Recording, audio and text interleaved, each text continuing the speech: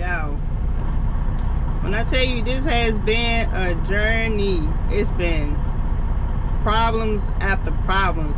What seems to be so easy and simple just turning so many problems, from the battery to the fuel gauges to the headlight, this seat, what else? Truck needs an alignment. It's just been so many problems, y'all. Here we go, first impression. Let's see what this truck look like.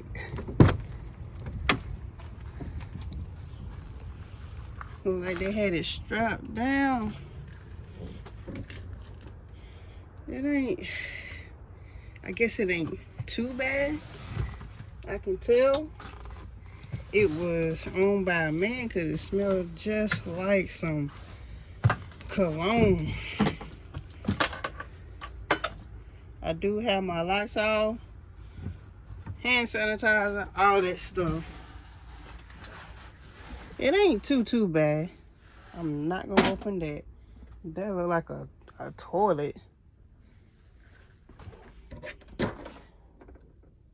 Yeah. Look like they did try to clean out some.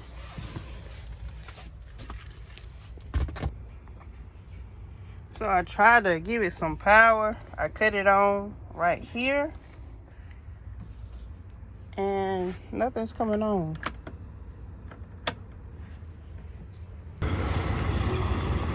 So a guy just moved the truck that was blocking in this truck, and he about to see what he can help me with this battery. If it get to taking too long, I'm going back home and we'll try another solution.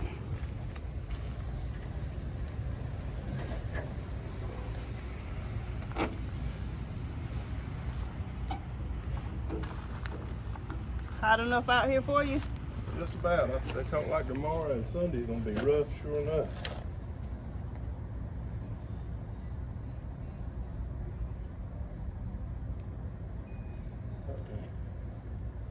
Ooh, E6.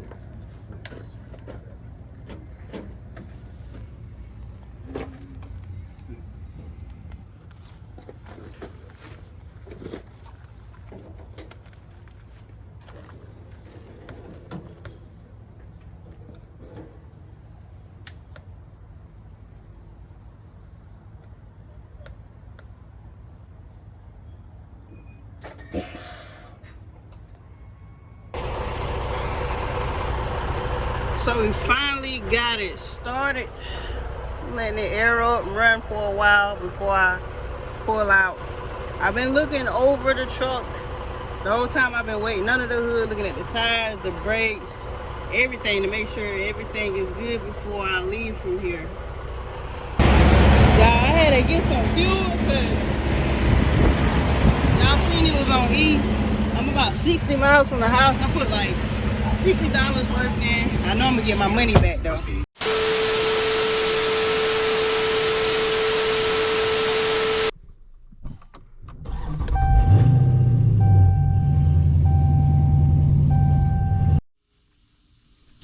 So as you can see, I had to come home yesterday, so I just ended up just spending the night at home because I know I'm gonna be at Springfield before Monday, but I need to kind of like sanitize this truck real good before I sleep in it. I sprayed it down with the Lysol real good. I had flipped the mattress over yesterday. The other side is like basically brand new, and I sprayed it down with Lysol also. And I need to make sure that this truck is still gonna crank.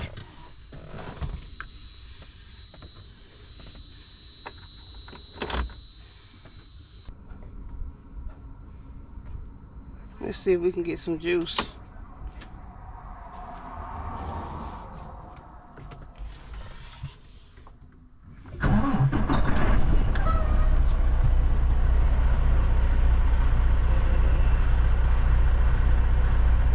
I promise you, this thing gotta have a fuel leak because it was not right here when I parked, and I didn't leave the APU on.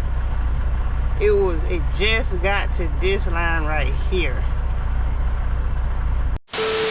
So as y'all seen in the beginning of the video, I do have the recovery truck. Right now I'm sitting in Tennessee at this Love's, and I'm about 500 miles away from the terminal. I started driving last night around, I think, 2 a.m. I left home around like 4, which was anyway, let me give y'all the rundown. So you seen in the beginning of the video, I went and picked the truck up. It was already problems. First, I already knew this wasn't gonna be like just something simple. I already know in trucking, if it sounds so simple, then there's gonna be a lot of problems. So I talked to dispatch Friday morning, got the info on the truck, the code number, what I need to put in for trailer when I get fuel or whatever. And I asked him, I said, okay, is there a key? He said, I'm not sure, let me check with Rotis's. Got back with me, so they sent me a location to go get a key made, which was 20 something miles in the opposite direction of the truck location. So I leave, I get there, I had to get the key made in Rocky Mount. The truck was located in Wilson, North Carolina. If you're from North Carolina, you kind of know the little distance is right there together. So soon as I get to Rocky Mount, something in my mind says, you forgot your car to get fuel. I'm like, it's too late to turn around. I'm like an hour and 20 minutes away from home. So it's like, okay. I had done got notifications in my phone, you know, whenever you get latched to a truck and they send you the fuel recommendations, it said it had 118 gallons. So I'm like, I may just put like $40, get $40 and, you know, of my money and put it in there, you know, send them the receipt and get my money back. That's in my mind. All right, so I get the key made. I go 20 miles back the opposite direction to get the truck. First, they sent me the wrong address. So I called around and got the right address. Got there to get the truck. I let them know which truck I was coming to get. They was like, well, we got to wait on somebody to come to move a truck that's blocking in that truck. Which my dispatch told me that he was calling to notify them that I'll be on the way so they can have everything ready. Anyway, they got that truck moved. I'm trying to do my pre-trip, looking all over the truck and everything, and the truck won't start. I know it's a little thing over here on the side for where you can cut the switch off for the battery. Cut that on, still nothing. So then I tell one of the guys, he tried to give me a jump, that wasn't enough. So he went and got something else, and that actually worked. The truck cuts off probably about like 8 minutes into it just running. I didn't do nothing to it. I know to let the stuff keep running. So he was like, okay, I'm gonna give you this last jump and you gotta be out the gate by 4. It was like 3:50 something. He said somebody should have told us that you was coming to get it. We would have had all this ready. I'm like, yo, this ain't got nothing to do with me. So once he jumped it, I let it run for about maybe 3 more minutes, and then they told me that it was a speedway right across the street where I can get some fuel. So I go over there. I don't got no cash, I only got my card. So I didn't know that, well, I don't know if all those stores like this, if you try to get fuel on your debit or credit card, it's gonna place a $500 hold. So I'm like, nah, we not doing that. Y'all ain't got no ATM. They ain't have no ATM in there. So I know this area. I know, like, it's the Kinley truck stop and they got a Pilot right there. So that was like 14 miles down the road. I knew I had enough to make it. Went there, I think I got like $40 or $60 in fuel. And whenever I put that in, I noticed that it took me above, kind of more than what it should have, but it didn't really register with me. I'm like, oh, okay, or whatever. So I'm about to speed the story up because I see my hours are getting ready to come back and I'm ready to drive. I hate waiting around, but anyway, so I ended up staying at home that Friday night. I said, I know I can make it back to Springfield before Monday. He already signed me up for my safety classes. So okay, Saturday I go to, you know, let the pressure build up or whatever, do my pre-trip. The truck is completely on E. I'm talking about at the white line. So I didn't leave the APU running. I'm like, yo, all I'm trying to do is just drop this truck off. So there's a I'm gonna just say a gas station right down the road from me. They sell diesel. So hey, it won't nothing but me, God, and some prayers making it to that truck stop. And I put like $40 in. I put $40 in, and it took like the fuel gauge up way more than what I put in yesterday, and I wasn't even that low on fuel. So I'm like, okay, it's something wrong with this gauge. It's not reading the correct amount. So I only put $40 in here, and it was completely on E. And you mean to tell me $40 took me to there? Something gotta be wrong with this gauge. Fast forward some more. So I make it to this pilot that's in our fuel network, and I fill up and I top it off. And it only put in like 69 gallons. So I'm like, I'm sure it holds more gallons than that. And whenever I got in the truck, the reading was like at like a half or something like that. Okay, y'all, so the day has been the day and yesterday has been so frustrating. So I filled it up with supposed to be, so as y'all can see, it's on a half, which I let both pumps run until, you know, they click to, you know, initiate that it's full. And plus I topped it off. I seen how much was in there, and it was full. It was filled up to the rim. So now it's saying on the gauge I got a half. And I put, let me see, the depth stopped at 11 gallons, and that's where it's saying I got. Now mind y'all seen where it was at whenever I put the $40 in. So I'm like, look, I know how many gallons I put in here. You know, I calculated that by, I just average it off. This truck is getting 8 miles to the gallon. You know, I multiply that. I said, okay, that's 500 something. So I'm gonna fill up again whenever I drive like 400 something miles. So boom, I'm feeling good. Okay, I got fuel, I'm good to go, I'm ready to ride. Okay, it's getting about nighttime. I'm riding through a small town. Y'all know how the storefront be having glass and you can see the reflection of your vehicle. So I'm looking, I'm looking on the right side, I can see the headlight. I'm looking on the left side, I don't see no headlight. So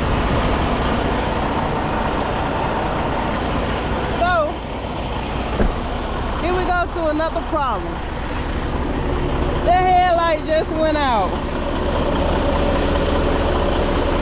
So what I'm about to do is, the bright is working. I'm about to ride with the bright on, maybe till I make it to a Walmart. I checked all my lights before I left. I did like a full CDL test out pre-trip. I even did a labs test. I mean, I didn't experience this with my cars before, so I know if I ride with the brights on, it's gonna kind of look like two headlights. So I kind of finessed it all last night. I was gonna pull over, well, go somewhere and get a headlight, but I'm like, I'm about to finesse this. Yeah, this truck, it needs, first thing I noticed whenever I got in the truck, it needs an alignment bad. It's like, you know, the Freightliner in the middle of the steering wheel, for me to go straight, the Freightliner is like at, maybe it turned at 10 o'clock, like the steering wheel, like they go straight, you kind of turning the Freightliner up this way. And this chair, it keeps losing air pressure, so it's like every 2 minutes I'm having to let my chair up.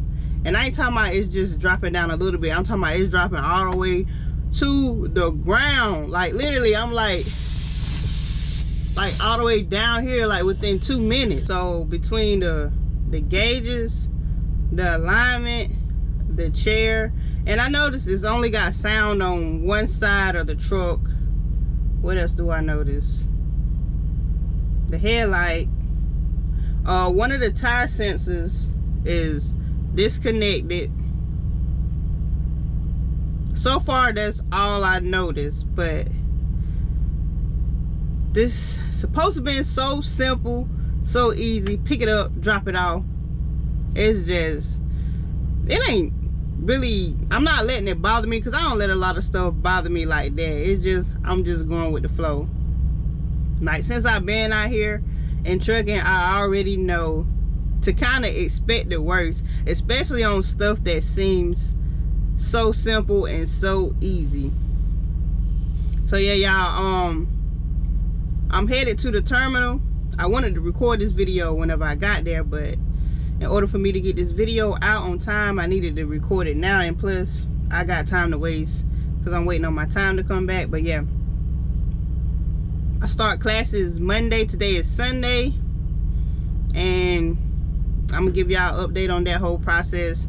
I'm pretty sure I'm not gonna do no whole day by day of the process, because there are a lot of videos out there going in like deep details on Prime Inc.'s upgrade process. So I may just do that full week up until I get the truck. But you never know. I like recording and I like editing videos. It kind of keeps my mind going out here. Like, just being away from home, it kind of keeps me busy, because I don't like to just lay around.